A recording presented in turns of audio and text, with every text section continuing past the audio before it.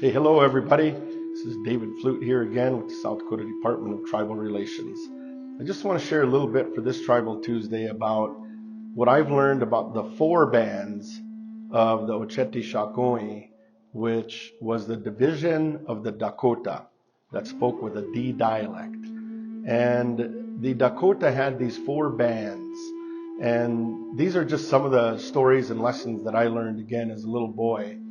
There were the Bediwakantu, the Wachpekute, the Sisituan, or sometimes called Skiskituan, and the Wachpetuan. The Bediwakantu or Bediwaktuan, there's two different ways to say it, which is both appropriate, is more commonly known as people that lived by Spirit Lake.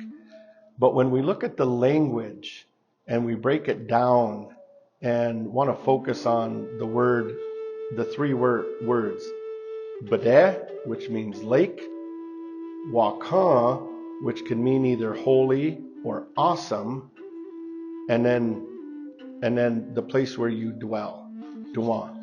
So Bediwak Duan means, the literal translation that has been interpreted means dwellers by Spirit Lake. And yes, there were lakes in Minnesota that were identified as a place of spirituality, a place where there was some energy there that had the Dakotas there, the Bediwakantu, be identified by that area. But some of the other lessons that I had learned, we know that Minnesota is the land of, more commonly known as the land of 10,000 lakes, right?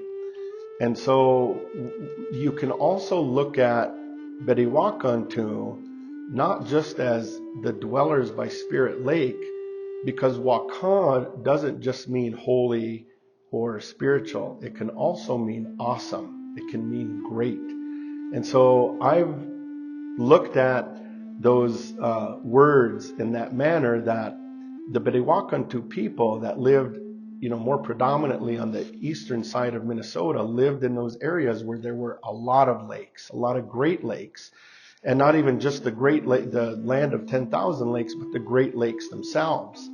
And so we have to pay very close attention to those words, how they're broken down, what the interpretations are. Another one is the Sisituan. The more common interpretation of the Sisituan is that they are the dwellers amongst the fish entrails.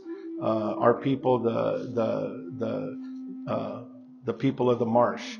And so those are more modern interpretations, but there's some older teachings that had referred to one of the bands as Skiskituan, which means when they would carry their fish over their back, that slime and those scales would be hanging or dripping off their backs.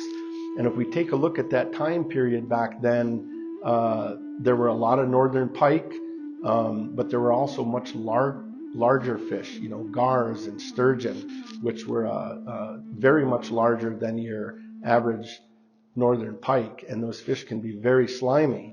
And so those are just a couple of the teachings that I wanted to share with you today.